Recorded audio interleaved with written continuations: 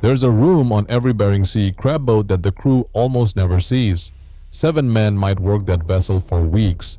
They sleep stacked in bunks below deck. They share one galley, one table, one bathroom.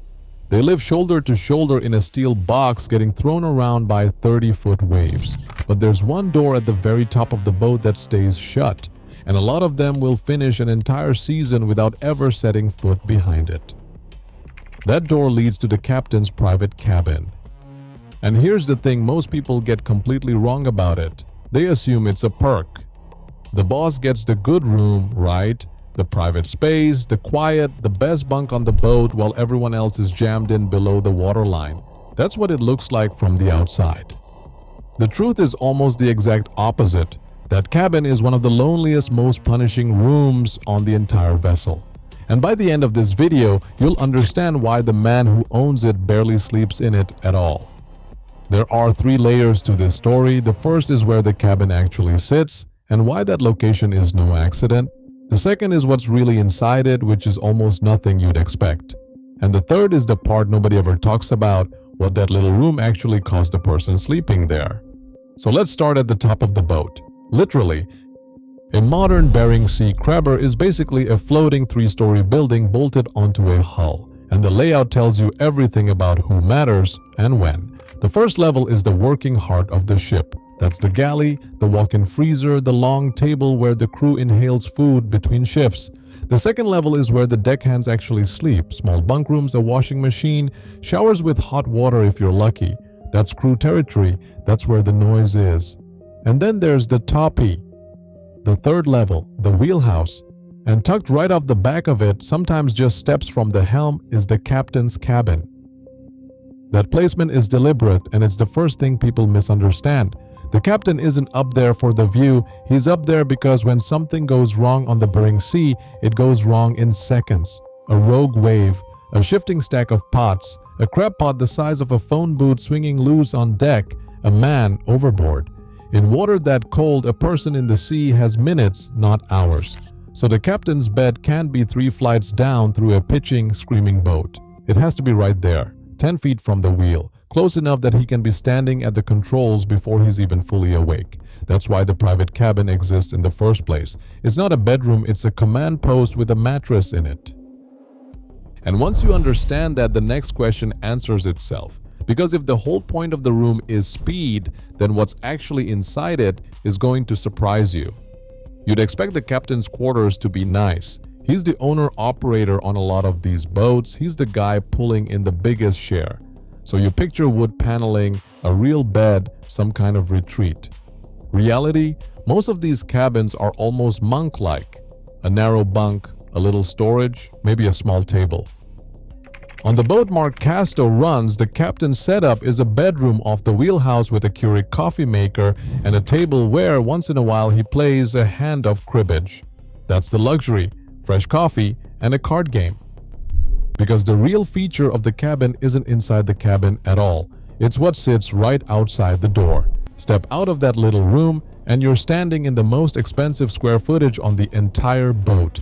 The wheelhouse is packed with electronics that one skipper described as rivaling a NASA rocket. Radar, sonar, GPS plotters, depth sounders, multiple radios, screens layered on screens. This is the gear that finds the crab, avoids the ice, dodges the storms, and keeps 200 tons of steel off the rocks in zero visibility. And every one of those coordinates, every honey hole the captain has spent 20 years memorizing, every secret patch of seafloor where he knows the pots will come up loaded, all of it lives in that room. That's the captain's real treasure, and he keeps his bed within arm's reach of it. So now think about what he's actually guarding while he lies in that bunk.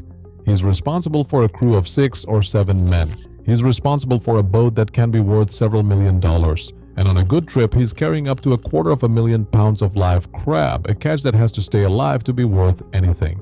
Each empty pot on that deck weighs around 800 pounds and costs about $1,000 to replace. And there might be 150 of them stacked up top, turning the boat top-heavy in exactly the weather where top-heavy kills you. That's the weight the captain carries into that little room every single night. Except here's the part that flips the whole story on its head. he barely gets to lie down at all. Because for all the talk about the private cabin, the brutal truth of a crab season is that the captain is the one person on the boat who almost never sleeps. When the crab are running, you fish. You don't stop for weather. You don't stop for exhaustion. You don't stop because it's 3 a.m. The deckhands rotate. They grab an hour here, 2 hours there, trading off so the deck never goes cold. But the captain? He's on the wheel through all of it, steering into the sets, reading the weather, working the pots, keeping every man on deck alive. The numbers on this are almost hard to believe. Crew members have described being awake for nearly 40 hours straight multiple times inside a single 15-day season. 20-hour shifts are considered normal, and the captains push it the hardest of anyone. In one famous run, Sig Hansen, one of the most experienced skippers in the entire fleet, stayed at the helm for around 40 hours in a single storm, coughing, yawning, losing his words on the radio, so gone that a producer told him he was talking gibberish. This was a man 8 months out from a heart attack, and he still couldn't make himself walk 10 feet to the bed that was right there behind him. That's the paradox of the captain's cabin. It's the only private room on the boat, and during the part of the season that actually matters, it sits empty while its owner slumps in a chair at the wheel because he can't afford the time it takes to lie down. And there's a reason for that beyond just the fishing. It's the isolation. On deck, the crew has each other. They yell, they joke, they share the misery, they fall into a rhythm together. The captain has none of that. Every decision is his alone. Which grounds to run for, when to hold in a storm, and when to push. Whether the catch is worth the risk to a man's life. He can't share that load with the crew because the whole point of command is that the weight stops with him.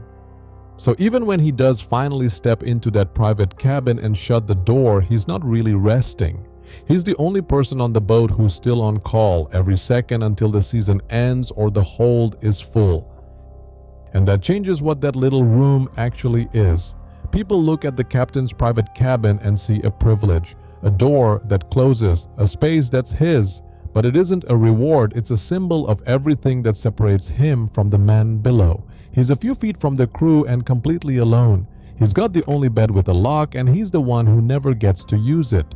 That quiet private room at the top of the boat isn't where the captain escapes the pressure.